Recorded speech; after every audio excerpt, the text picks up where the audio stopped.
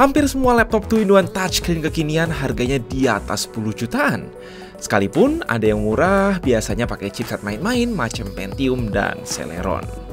Untungnya, Advan baru update Advan 360 Stylus biar lebih satset-satset.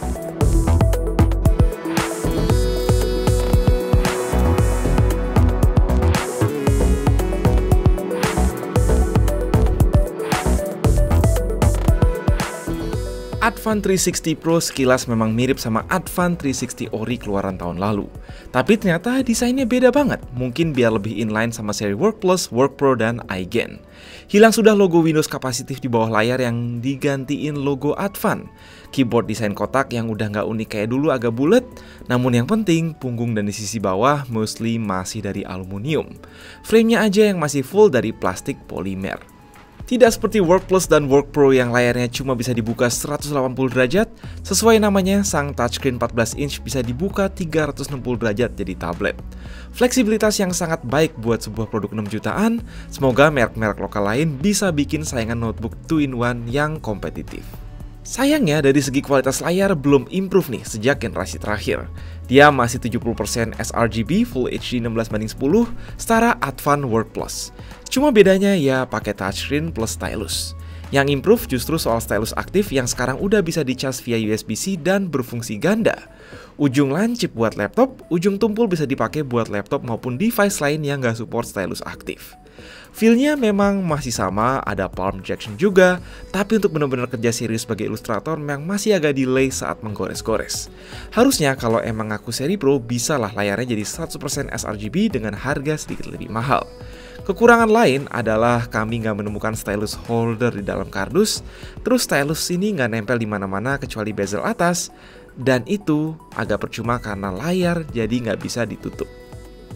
Untungnya, sang layar sekarang udah dikasih lapisan anti-reflektif, nggak kayak laptop-laptop 2-in-1 lainnya yang benar-benar bening dan glossy. Mengurangi slip juga antara ujung stylus dan lapisan kaca.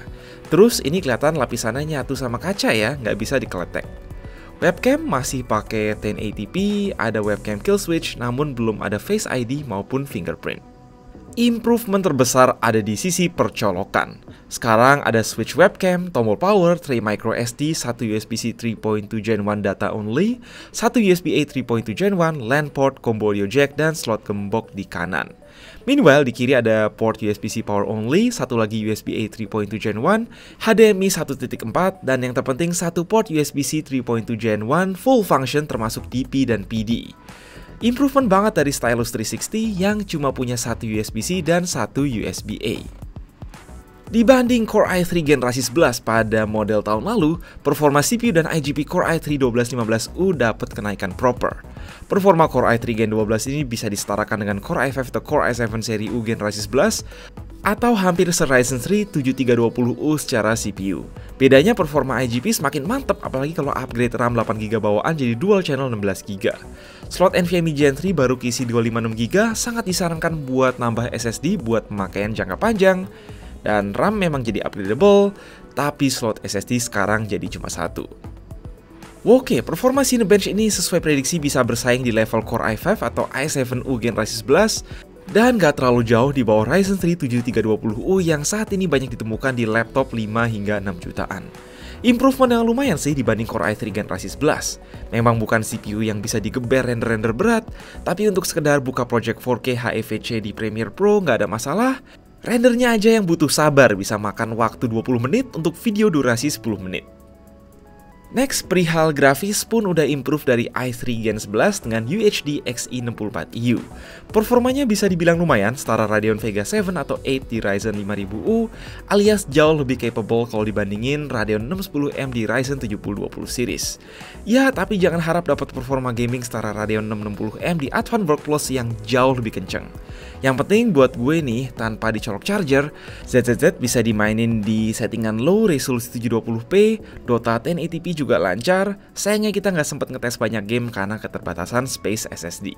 Layout cooling actually masih sama, ada kipas dan heatsink yang ngebuang ke engsel dilayani 2 heat pipe. Sebab ini chip seri U tanpa grafis discrete, cukup-cukup aja sih tanpa suhu yang terlalu hangat atau gimana sekalipun lagi main game. Core i3 atau Ryzen 3 seri U gini sebenarnya sweet spot untuk laptop murah yaitu performa cukup tanpa bikin cooling sederhana kewalahan. Desain keyboard agak beda, udah nggak dari ujung kiri ke ujung kanan lagi, kehilangan kolom home, page up, page down, dan end di kanan. Yang jelas backlit 2 tingkat masih ada, terus tombol panah luas. Touchpad luas dan nyaman, speaker stereo standar, daya tahan baterai sekitar 8 jam playback YouTube yang kurang lebih setara versi Core i3 Gen 11. Bagusnya adalah charger 65 watt yang diberikan udah USB-C ya guys. Nggak kayak tahun lalu yang masih pakai charger bullet.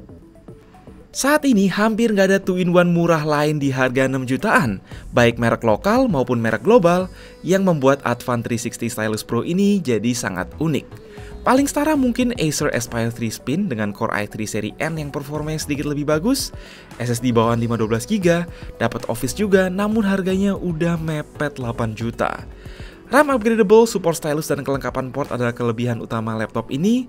Hanya kurang versi layar 100% sRGB aja untuk membuatnya sebagai laptop 6 hingga 7 jutaan yang sempurna. Kalau disuruh milih, apakah banyak dari kalian yang milih laptop 2-in-1 dibanding laptop biasa? Jangan lupa buat mending di bawah. Please like dan share. Gue Mike, stay safe, stay healthy.